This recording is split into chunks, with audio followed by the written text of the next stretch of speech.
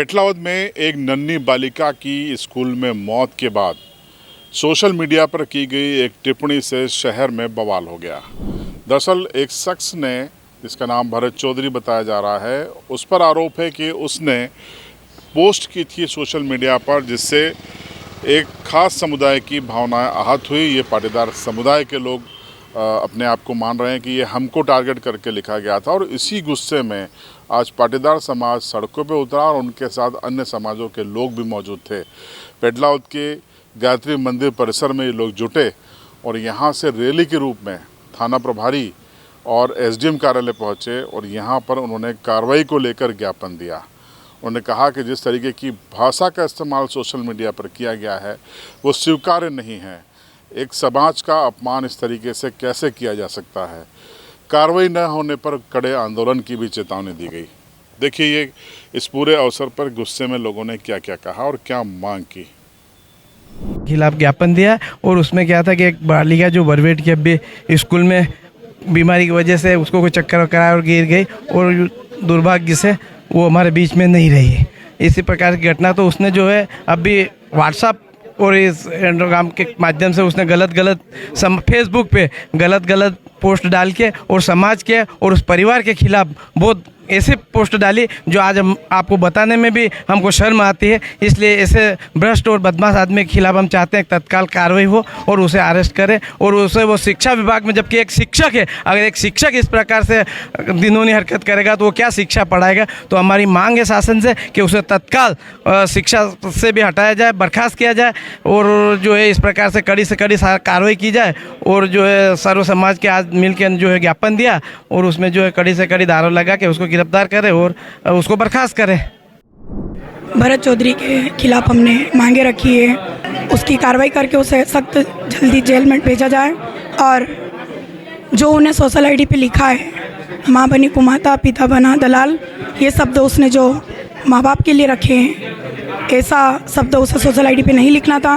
और उसने जो समाज के लिए अशब्दों का उपयोग किया है, जो शब्द मैं बोल नहीं सकती हूँ, उन शब्दों के घरित समाज को बहुत बड़ी ठेस पहुंची है और उसे तुरंत जेल डाला जाए और नौकरी से बर्खास्त किया जाए। उसे आगे आने वाले समय में पता चले कि किसी के साथ ऐसा अदृष्ट कार्य ना करे। वो हमें यही मांग रखते हैं प्रशासन, कलेक्टर महोदय, और जहाँ जहाँ हमने ज्ञापन दिए वहाँ से हमें ये उम्मीद है कि उसे कड़ी से कड़ी कार्रवाई करें। आशा पाटीदार जय सरदार सेना नारी शक्ति प्रदेश अध्यक्ष। मामला एक बालिका बरवेट की थी, वो स्कूल में पढ़ रही थी और वैसे पहले से भी बीमार थी वो, और फिर अचानक बीमार हुई और वो उसकी डेथ हो गई।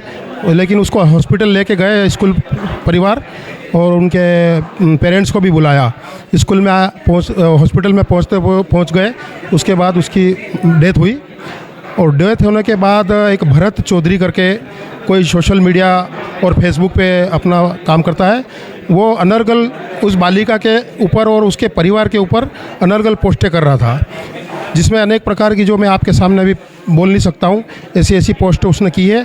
और उससे पूरा समाज, केवल पाटीदार समाज ही नहीं बल्कि सर्व समाज आहत हुआ है और सभी को इस बात का बहुत कष्ट हुआ है।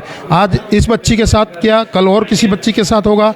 इसलिए हम पूरे समाज, सर्व समाज को एकत्रित होकर यहाँ थाने में और एसडीएम कार्यालय में भी एक आवेदन दिया गया है और उसके विरुद्ध सख्त से सख्त कार्रवाई करने के लिए निवेदन किया गया है।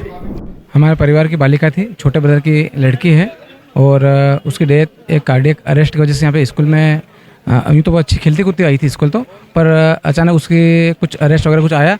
स्कूल वाले उसको हॉस्पिटल भी ले गए। हम लोग भी वहाँ स्कूल में पहुँच चुके थे और जब हम स्कूल में पहुँचे उसका उपचार भी चल रहा था, पर उसका हाथ में अचानक उसके हृदय के रुकने उसकी डेथ हो गई। और ऐसे में ये जो भरत चौधरी अध्यापक जो है, इसने समाज के प्रति, समाज के बारे में, हमारे परिवार के बारे में, लड़की के माता पिता के बारे में और सब अलग अलग बातें करी, अलग अलग प्रकार की इसने भ्रामक जानकारी लोगों को दी और सबको मतलब अपमानित महसूस करवाया। आवेदन हमारे को मिला है और उस पर हमने विधि सम्मत राय लेने के लिए हमारे एक विवेचक को भेजा हुआ है। वो एडीपीओ साहब से उस आवेदन को दिखा के उसमें चर्चा करके उसमें विधि सम्मत राय लेंगे कि हम उसमें क्या, किन अच्छी कठिन धाराओं में प्रकरण पंजीबद्ध कर सकते हैं।